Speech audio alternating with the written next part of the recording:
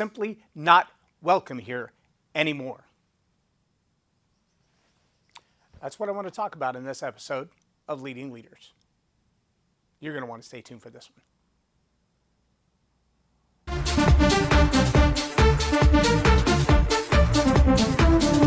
Think storytelling's just for bedtime? Nah, it's the secret sauce for business magic. Stuck in a rut with bland pitches and yawning clients? Enter Boost Your Business with Story Power. 6 weeks of epic storytelling training. It's like leveling up in a video game but for your career. Master the art of narrative and watch connections blossom like a viral TikTok. Simple, impactful, and game-changing. Ready to transform your biz vibes? Dive in now and make storytelling your superpower. Subscribe now for access to our extensive media library of leadership lessons promoting faith, family, and freedom. Begin your personal growth plan at storypoweracademy.com for leadership development and communication skills training. I'm J Loren Norris with Leading Leaders Podcast. Listen, if you're one of the 8 people that watches this on YouTube, or one of the 500 on LinkedIn, or the 500 on Facebook, or the 500 on the Tell It Like It Is 4,500 on the Tell It Like It Is page, or the 200 on YouTube, I would love it if you would like and subscribe and share it with other people. I have not figured out what it is that I'm doing wrong to not have 100,000 followers. Maybe I just don't talk about the right thing. I don't know what it is. I do know that there's a burden, there's a message in my heart that I can't stop sharing. And so I'm going to continue doing that until I know otherwise. But hey, if you know the secret for why in 10 years, we had over 10,000 subscribers in the first 3 months, and then we went back to 100, and now we're at 235. I don't know what we're doing wrong, but I don't feel a sense to stop doing it yet. Now, you may wonder what in the world that has to do with the hook that caused you to keep watching this video. And you might wonder, what in the world does that have to do with being a leader? And I'm going to be honest and tell you, this is going to go deeper than you may want to go. So this is your warning. Put on your big boy pants or step off now. It's last chance. Okay. There have only been a few people in my life. I can count them on one hand. I can name them all first name. I won't. Of people that I've said, I'm done with you. I got no more space in my life for you. Only a handful of people in my entire life that my patience, my mercy, my grace, the mercy, grace, and patience God has given me has been exhausted in me. It's not exhausted in Him. You cannot exhaust the patience of God or the mercy of God or the grace of God, but you can exhaust it in me. And about a half a dozen people in my life have actually reached that point.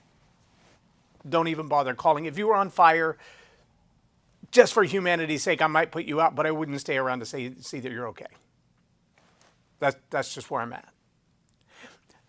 There's one particular individual who gets a little bit of extra mercy because of all the circumstances that surround the individual. Now, this is a leadership lesson that I want you to catch if you're in leadership at any level. If you have a spouse, a child, a team of people, 3 people or 30,000, and you don't have the capacity to look at a human as an individual, not as a number, not as a rank, not a position, not a job title, not a job function, not a KPI, not a results orientation, not a sales goal, not a production quota, but a human, then your days in leadership are numbered. Oh, you can pound people into the ground, you can force them to perform, you can set expectations for them and reward them when they achieve them and punish them when they don't. But the minute that you forget that these are not robots, these are humans, your leadership days are numbered. You might as well just go play with AI and iRobot, because you and humans are not going to last long. That understanding came to me early on through a lot of different lenses of my own mistakes, my own tragedies, my own trauma. And as I've come forward as a leader into my ripe old age of, I've got a few years left before I'm 60, but in this season of my life, I realize There's a reason there are only a handful of people, because I've dealt with tens of thousands of people in my life, and there's only a handful that I can't find any space left for them. And there's one who kind of teeters on the brink. He's the one that in 2018 I threw out of my house and said, don't ever come back. And in the moment, it was a moment of heated passion. Whatever the incident was, I kind of laid down the law as a parent and the owner of that house, and this young man was a guest of my son, and I said, stop doing that. And he got up in my face and he said, I'll do whatever the F I want to, threw out a string of profanities in my house, in my face, and practically threatened me. And I said, you need to leave and don't come back. Your inability to communicate with respect is not going to be tolerated. You don't talk to me like that. You don't talk to my wife like that. You don't talk to my family like that. And I don't know what on earth makes you think that talking to me like that anywhere would be okay, but standing in my home, that's absolutely insane. That was about 8 years ago. And since then, my boys have not abandoned their relationship with this young man. They've kept him in the circle. They've kept communicating with him. In fact, he showed up at my son's wedding. The heartbreaking thing is not a lot has changed. The defiance, the argumentative, the I'm going to stand my ground even if I'm wrong, I'm going to argue with you, I'm going to fight you, I'm going to blame you, it's all still there. 8 years, you would have think he'd outgrown that. He's a married man now. Hasn't outgrown it. Now, I'm not having this conversation on this podcast to out him, but to wake you up if you're a leader. Because I know enough about humans. I've studied enough about humans. I've learned enough as a leader and as a follower to recognize how his relationship and mine got to where they are. So there's one uniqueness that he plays on that is to his advantage, and I'm not sure that he knows how much it's to his advantage.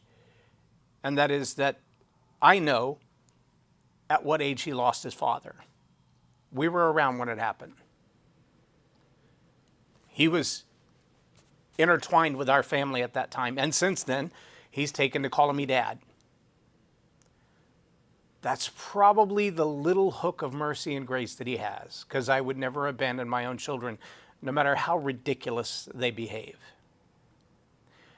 But see, there's something in this leadership humanity that goes way beyond, is it right, is it wrong, is it respect, is it disrespect, is it dishonor? I mean, if this was an employee, I would have fired them and never thought twice about bringing them back. Off the list, done. But that's not the relationship we have. I thought it'd be easy just to get rid of him because I don't tolerate that behavior. My boys wouldn't talk to me like that ever. My grandsons wouldn't talk to me like that ever. Their dads wouldn't let them. I wouldn't let them. Respect is a big deal in our house, in our family, in our legacy. That's not what he's learned. But see, what I've learned as a leader is that sometimes you've got to look past the moment, the incident, the individual, the encounter, and ask, is the human worth investing in? And if so, what's that going to take? Now, 35 years ago, I picked up 3 books. 35 years ago, I read Bringing Up Boys by James Dobson, Wild at Heart by John Eldredge, and Becoming an Person of Influence by John Maxwell. Those 3 books literally and completely changed my life. There were things that I learned in each of them about myself that changed who I am. Not the human doing. They didn't change my job. They didn't change my career. They didn't change my performance standards. They changed my being. And one of our challenges as leaders is that we often forget We don't lead human doings. We lead human beings. And part of our job as leaders is to understand the being, the identity. What got them here? Now, I've been studying leadership for over 30 years now. I've been studying communication skills as a parallel that entire time. And when we teach the Story Power Masterclass, there are a whole lot of people who are like, okay, teach me step one. I'm like, there are steps to this, but I'm going to tell you that the most powerful part of this is also the most painful part. The process of story power starts in phase one with story selection. These 3 books changed my story selection. They changed the stories that I tell about myself. My marriage has changed the story I tell about myself. The encounters that I've had along the way have changed the story that I tell about myself. And the story that you tell in the mirror, I don't care if you're a CEO, if you're a general, if you're an elected official, if you're the pastor of a church, or if you're the single mom who's still trying to figure out how to restart her life after the loss of a marriage. Maybe a widow, maybe a divorce. That starting over process is difficult, and I don't care what stage of life you're in. When you get back to the stories that you've been telling yourself, though, it begins to change everything. See, the challenge that this young man and I have is that friction that we butt heads because a lot of our past is similar. It's also the friction that says, this is a lighthouse. And you, sir, be a dinghy in the ocean. You're going to run into this lighthouse until you realize how to correct your course. And the challenge that we have as leaders is often, it's easy enough to write them off. It's easy enough to go, look, you're not meeting the standards, get out. You don't live up to the expectations of this company, this organization, this ministry. Move along. Good luck with another opportunity. And when you're responsible for leading an organization, and you have other people on your team that you have to influence, you have that right, dare I say, you have that responsibility to keep the organization operating at its highest level. You've got to let go of some of the baggage. But I'm also going to ask you this question, and this is where you got to put on your big boy pants or your big girl panties and ask, am I just here to lead this organization, or am I here, purpose, my calling, my assignment, to invest in the quality of the people who run this organization? It's a tough question. And it changes the scope of how you do what you do. Many organizations have a leader somewhere in them, maybe not at the very top, but at some mid-level management or some director level, where everybody that works in that group has a familial-like bond with that leader. Why? Because that leader operates both with compassion and with candor. I care about you. I care about what's going on in your life. I want to be an important part of your life. I want you to make good decisions. I expect you to perform, though. That's the candor side. I know that you have a life and you have issues and you have things that you got to work out. But I also expect you to do your best. We have a newborn in our family. He's 9 months old now. But when he was coming into this world, he had a bit of a rocky start. And my son works in a job where he was able to use PTO and vacation time and a little bit of lost time, but he spent a whole lot of time. I think we had a total of 63 days in the ICU. You have to have a boss with compassion to say, I realize you're a young dad, this is your first kid, this is going to be an interesting journey. Excuse me, second kid. This is going to be an interesting journey. This may be the first time that you have to sit in the hospital for hours on end to learn to feed a baby in a brand new way, to learn to deal with that little thing in his stomach. That's a whole new world. Not everybody does that. But to have a boss who looks at that compassionately and says, I want you to do what's right for your family right now, and we'll make it without you. But the candor to say, when you come back to work, I need you 100% here. I need your mind on the game. I need you focused on what you're doing. Do what you got to do there, but when you come back, be ready to come back. That takes compassion and candor. And when you have a leader like that, when you have a boss like that, when you are a boss or a leader like that, you have a certain level endearing relationship with the people that you lead. It's not just performance standards and quotas. It's not just, did they show up on time, did they leave on time? It's not just did they meet the sales quotas. It's so much more than that. My wife recently had some medical issues. We got to go visit the ER. Just this last weekend, we were walking around the town square with a little festival that was going on in our little hometown, and we ran into the person who runs the substitute teachers for the school. Well, my wife, the same day that she was in the ER, was supposed to be substituting at the school. And we ran into that person. The first question wasn't, when are you coming back? It was, how are you doing? How do you feel? Are you better? Did you get the right diagnosis? Did you get the right, did you get things worked out? That's what I would expect to hear from a good leader.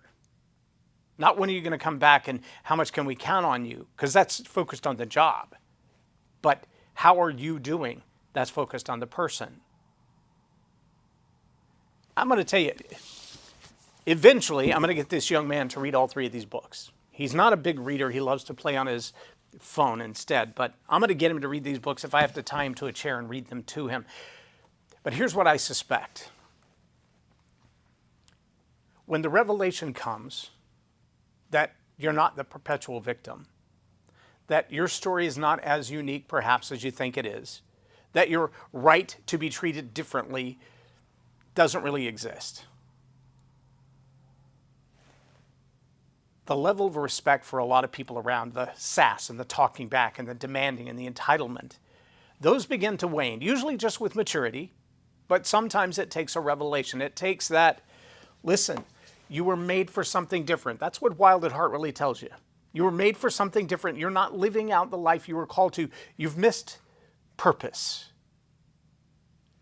It takes a strong mentor and a good book sometimes to point that out.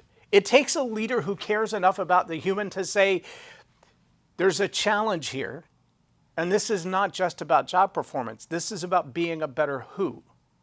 When you're a better who, then your do will be easier. And the things that you seek, the have, that'll come a whole lot easier as well. You spend all your life seeking the have without becoming the do or the be, you're going to be in trouble. But the first place for every relationship, the first place for every career move, the first place for every advancement, the first place of every leader starts with your who, your be, your identity. You got to get that right.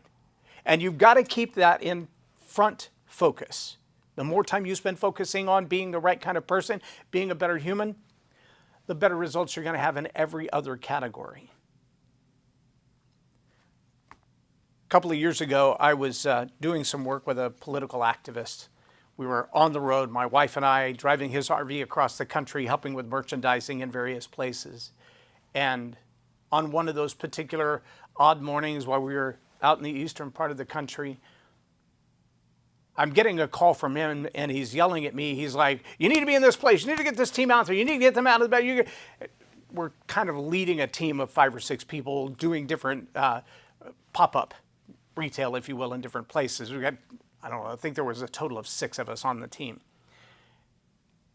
And he's losing his mind over the fact that we're 7 minutes behind the schedule to be in the place that he wanted us to be.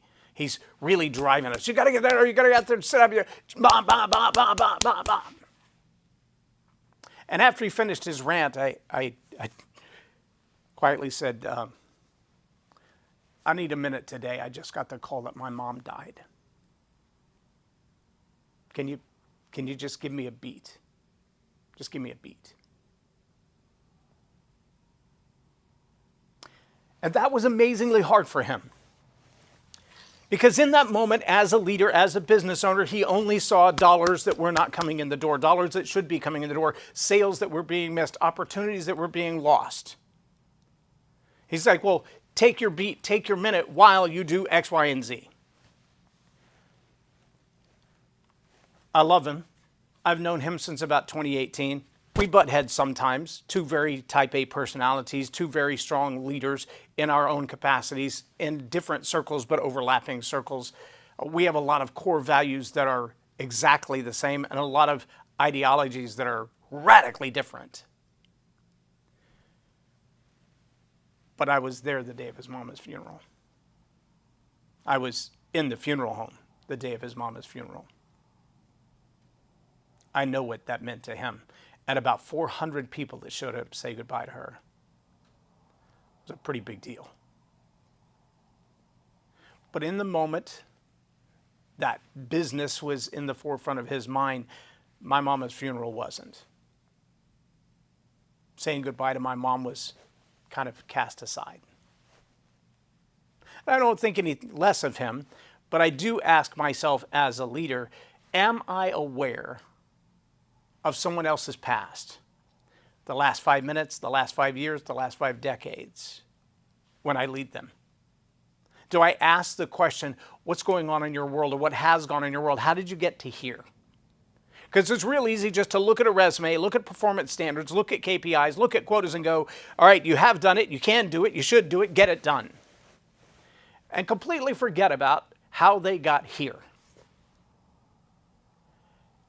That element of humanity as a leader is critical. And it's being lost every day. And dare I say, AI is not going to make it any easier or make it any better. I'd be willing to bet if you're anywhere near my longness in the tooth, my age, my seasoning, you've had a resume that you've submitted only to have the computer or the HR specialist who doesn't even know what your job is look for the job description match and say, you're not qualified because you're missing these 3 keywords. Well, now AI is doing that without even a human involved. You may apply for a job and no human ever sees your resume. Just AI looks at it coming through the digital system and says, yeah, there's no match. They're only asking about what you've done in the past, not what you can do, not what you will do, not what you're willing to learn, not what you're capable of learning, just what you actually have previously accomplished. That's the only qualifier. There's no humanity in that at all. There's no question of, are you the kind of person deserving of a fresh start? Are you the kind of person that will work your fingers to the bone because you know what it's like to have nothing and you're willing to work very hard to prove yourself again? That's not going to exist. See, that's going to be left to us human leaders, and our ability to remain human, our ability to operate with humanity, that's going to be a big deal. As we continue to grow into this new era of human existence, where we're competing literally with mechanical robots trying to do exactly the same job. And some of them they will actually do more efficiently. They don't get tired, they don't get sleepy, they don't want to break, they don't need a cigarette. They're not asking to stop and vape. Their addictions are not the same. But for those humans that we still lead, in the workplace, in our family, in our community, in our society, as leaders, we still have to remain human. We can't just operate on those quotas and KPIs. We've got to operate with the standards that operate a solid business. Yes, we also have to operate with those things that make us human. Everybody comes with a past. There's nobody who doesn't have baggage. There's nobody who doesn't have trauma and pain from the past. I've not met a human yet who came through life unscathed. Some people have led a very blessed life, but there's still a little bit of trauma in there. And I'm going to tell you, when it comes to leading and mentoring, part of our role is to help humans become better humans. When you go through the Story Power Masterclass, one of the things you're going to discover, even in the one-on-one coaching, people are looking for that process. They're looking for the step-by-step. And I say, this growth process sounds like conversation.